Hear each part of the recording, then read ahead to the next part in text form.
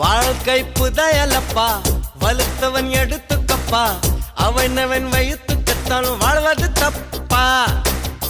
அடுத்தவன் வயிற்றுக்குள்ள உணவு இல்லையப்பா, இழைச்சவன் பசிச்சிருந்தா இந்த மண்ணு தங்கவப்பா.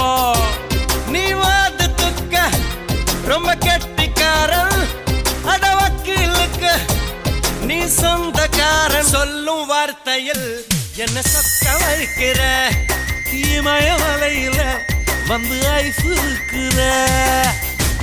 இளம் மச்சி மச்சி தலை சுத்தி சுத்தி பொம்புத்தி கெட்டு போயாச்சு.